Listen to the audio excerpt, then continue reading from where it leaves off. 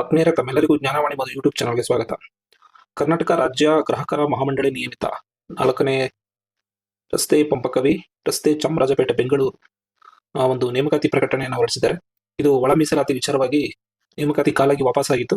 ಈಗ ಮತ್ತೆ ಒಳ ಮೀಸಲಾತಿಯನ್ನು ಅಳವಡಿಸಿಕೊಂಡು ವಾಪಸ್ಸು ನೋಟಿಫಿಕೇಶನ್ ಅನ್ನು ಹೊರಡಿಸಿದ್ದಾರೆ, ನೇಮಕಾತಿ ಪ್ರಕಟಣೆ ಹೊರಡಿಸಿದ್ದಾರೆ. ಇಲ್ಲಿ ವಿವಿಧ ಹುದ್ದೆಗಳಿಗೆ ಅರ್ಜಿಯನ್ನ ಕರೆಯಲಾಗಿದೆ. ಅರ್ಜಿಗಳನ್ನ ಖುದ್ದಾಗಿ ಅಂಚೆ, ಕೊರಿಯರ್ ಇತ್ಯಾದಿಗಳ ಮೂಲಕ ಸಲ್ಲಿಸಲು ಅವಕಾಶ ಇರುವುದಿಲ್ಲ ಎಂದು ಸ್ಪಷ್ಟಪಡಿಸಿದೆ. ಡೈರೆಕ್ಟ್ ನೀವು ಆನ್ಲೈನ್ ಅಲ್ಲೇ ಹಾಕಬೇಕು. ಇಲ್ಲಿ ಆನ್ಲೈನ್ ಅಲ್ಲೇ ತೋರಿಸ್ತಾ ಇದೆ ನೋಡಿ, ಆನ್ಲೈನ್ ಅಲ್ಲೇ ಹಾಕಬೇಕು. ಈ ಲಿಂಕ್ನ ಮುಖಾಂತರ ನೀವು ಆನ್ಲೈನ್ ನಲ್ಲಿ ಅರ್ಜಿಯನ್ನ ಸಲ್ಲಿಸಬೇಕು. ಮತ್ತೆ ಯಾವ ಹುದ್ದೆಗಳಿಗೆ ಎಷ್ಟೆಷ್ಟು ಹುದ್ದೆಗಳನ್ನ ಮಾಡಿದ್ದಾರೆ, ಮತ್ತೆ ವೇತನ ಶ್ರೇಣಿ ಏನಂತ ನೋಡೋಣ.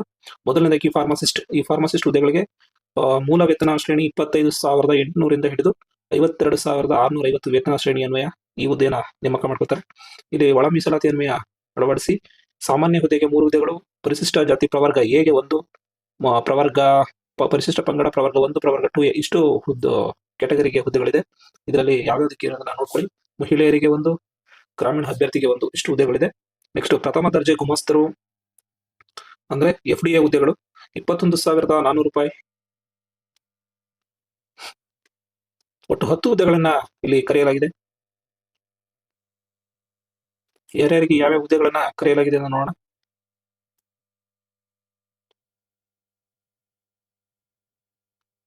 ಪರಿಶಿಷ್ಟ ಜಾತಿಗೆ ಪ್ರವರ್ಗ ಎ 1 ಹುದ್ದೆ ಇದೆ. ಪರಿಶಿಷ್ಟ ಜಾತಿ ಪ್ರವರ್ಗ ಬಿ ಗೆ 1 ಹುದ್ದೆ. SC ಪ್ರವರ್ಗ ಎ ಮತ್ತೆ SC ಪ್ರವರ್ಗ ಬಿ 2 ಹುದ್ದೆಗಳಿದೆ. ಇದ್ರೆ ನೋಡಿ, 2 ಹುದ್ದೆಗಳಿದೆ. ನೆಕ್ಸ್ಟ್ ಪ್ರವರ್ಗ 1, ಪ್ರವರ್ಗ 2A ಇಷ್ಟು ಹುದ್ದೆಗಳನ್ನ ನೀಡಲಾಗಿದೆ. ನೆಕ್ಸ್ಟ್ ವಿಕ್ರಯ ಸಹಾಯಕರು 19,950 ರೂಪಾಯಿ. ಇದರಲ್ಲಿ ವಿಕ್ರಯ ಸಹಾಯಕರು 2 ಹುದ್ದೆಗಳಿದೆ, 2 ತರ 16 ಹುದ್ದೆಗಳು ಮತ್ತೆ 1 ಇದು. ಇಲ್ಲಿ ರಾಜ್ಯ ಮಟ್ಟದ ಉಳಿಕೆ ಹುದ್ದೆಗಳು, ರಾಜ್ಯ ಮಟ್ಟದ ಕಲ್ಯಾಣ ಕರ್ನಾಟಕ ವೃಂದದ ಅಂದ್ರೆ 371 ಜೆಗೆ ಮೀಸಲಿರುವ ಹುದ್ದೆಗಳು ಕೂಡ ಇದೆ ಇದರಲ್ಲಿ. ಇಲ್ಲಿ ಸಾಮಾನ್ಯ ಅಭ್ಯರ್ಥಿಗಳಿಗೆ 8 ಹುದ್ದೆಗಳು, ಪರಿಶಿಷ್ಟ ಜಾತಿಗೆ 1A B C ಪ್ರವರ್ಗ ಪರಿಶಿಷ್ಟ ಜಾತಿ ಎ ಮತ್ತೆ ಬಿ ಮತ್ತು ಸಿ 3 ಹುದ್ದೆಗಳನ್ನ ಇಲ್ಲಿ ನೀಡಲಾಗಿದೆ. SC ಗೆ 3 ಹುದ್ದೆಗಳಿದೆ. ಪರಿಶಿಷ್ಟ ಪಂಗಡಕ್ಕೆ 1, ಪ್ರವರ್ಗ 1ಕ್ಕೆ 1, ಪ್ರವರ್ಗ 2A 2B 2 ಪ್ರವರ್ಗಗಳ ಹುದ್ದೆಗಳ ಕಾಲಾಗಿದೆ. ಪ್ರವರ್ಗ 2A ಗೆ 2 ಇದೆ, ಪ್ರವರ್ಗ 2B ಗೆ 1 ಹುದ್ದೆ. ಒಟ್ಟು 16 ಹುದ್ದೆಗಳನ್ನ ಕಾಲ್ ಮಾಡಲಾಗಿದೆ. ಇನ್ನು ಕಲ್ಯಾಣ ಕರ್ನಾಟಕಕ್ಕೂ ಇದೇ ಹುದ್ದೆಯನ್ನು ಕಾಲ್ ಮಾಡಲಾಗಿದೆ. ಮೀಸಲಾತಿ ಸಂಬಂಧಿಸಿದಂತೆ ಮೇಲ್ಗಡೆ ಕೊಟ್ಟಿರ್ತಕ್ಕಂಥದ್ದು ಏನು ಎಂಬುದಕ್ಕೆ ವಿವರಣೆಯನ್ನು ನೀಡಿದ್ದಾರೆ. ಇನ್ನು 37(1)J ಕೂಡ ವಿವರಣೆಯನ್ನು ನೀಡಿದ್ದಾರೆ. ವಿದ್ಯಾರ್ಹತೆ ಏನು, ಫಾರ್ಮಸಿಸ್ಟ್ಗೆ ಸರ್ಕಾರದ ಅಂಗೀಕೃತ ಸಂಸ್ಥೆಯಿಂದ ಡಿಪ್ಲೊಮಾ ಇನ್ ಎಜುಕೇಶನ್ ಫಾರ್ಮಸಿ ಪರೀಕ್ಷೆಯಲ್ಲಿ ತೇರ್ಗಡೆ ಆಗಿರಬೇಕು.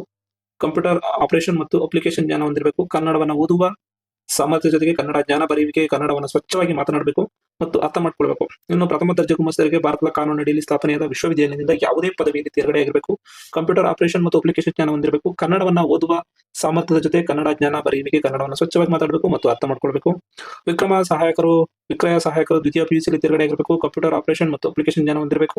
ಕನ್ನಡವನ್ನು ಓದುವ ಸಾಮರ್ಥ್ಯದ ಜೊತೆ ಕನ್ನಡ ಜ್ಞಾನ, ಬರೆಯುವಿಕೆ, ಕನ್ನಡವನ್ನು ಸ್ವಚ್ಛವಾಗಿ ಮಾತನಾಡಬೇಕು ಮತ್ತು ಅರ್ಥ ಮಾಡ್ಕೊಳ್ಬೇಕು. ಇನ್ನು ವಯೋಮಿತಿ, ಸಾಮಾನ್ಯ ವರ್ಗದವರಿಗೆ 18 ವರ್ಷ ತುಂಬಿರಬೇಕು. ಗರಿಷ್ಠ ವಯೋಮಿತಿ ವಯಸ್ಸಿನ ಸಡಿಲಿಕೆ ಇದೆ, ಪ್ಲಸ್ 3 ವರ್ಷ ದಾಟಿರಬಾರದು. ಪ್ರವರ್ಗ 2A ಗೆ 41 ವರ್ಷ, ಪ್ರವರ್ಗ ಎ ಪರಿಶಿಷ್ಟ ಜಾತಿ ಮತ್ತು ಪರಿಶಿಷ್ಟ ಪಂಗಡ ಮತ್ತು ಪ್ರವರ್ಗ 1ಕ್ಕೆ 43 ವರ್ಷ ವಯೋಮಿತಿಯನ್ನು ಮೀರಿರಬಾರದು. ಇನ್ನು ವಿಕಲಚೇತನರಿಗೆ 10 ವರ್ಷಗಳ ವಯೋಮಿತಿ ಸಡಿಲಿಕೆ ಇರುತ್ತೆ. ವಿಧವೆಯರಿಗೆ 10 ವರ್ಷ ವಯೋಮಿತಿಯ ಸಡಿಲಿಕೆ ಇರುತ್ತೆ. ಇನ್ನು ಮಾಜಿ ಸೈನಿಕರಿಗೆ ಮಿಲಿಟರಿ ಸೇವೆಯಲ್ಲಿ ಸೇವೆ ಸಲ್ಲಿಸಿದ ಅವಧಿಗೆ ವಯೋಮಿತಿಯನ್ನ ನೀಡಿರುತ್ತದೆ.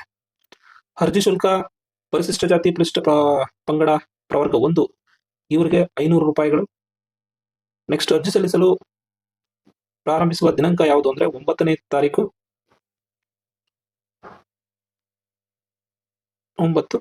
ಅರ್ಜಿ ಸಲ್ಲಿಸಲು ಕೊನೆಯ ದಿನಾಂಕ 7/2/2026 ಫೆಬ್ರವರಿ 7ನೇ ತಾರೀಕು 2026ಗೆ ಅರ್ಜಿ ಸಲ್ಲಿಸಲು ಕೊನೆಯ ದಿನಾಂಕ. ಹಾಗಾಗಿ ತಾವೆಲ್ಲರೂ ಕೊನೆಯ ದಿನಾಂಕಗಳ ಒಳಗಡೆ ಅರ್ಜಿಯನ್ನು ಸಲ್ಲಿಸಿ. ಆನ್ಲೈನ್ ಮೂಲಕನೇ ಅರ್ಜಿಯನ್ನು ಸಲ್ಲಿಸಬೇಕು. ಅರ್ಜಿಯನ್ನು ಹೇಗೆ ಸಲ್ಲಿಸಬೇಕು, ಹೇಗೆ ನನಗೆ ಮೇಲೆ ತಿಳಿಸಿದಂತ ವೆಬ್ಸೈಟ್ಗೆ ಹೋಗಿ ಅರ್ಜಿಯನ್ನು ಸಲ್ಲಿಸಿ. ಧನ್ಯವಾದಗಳು. Thank you.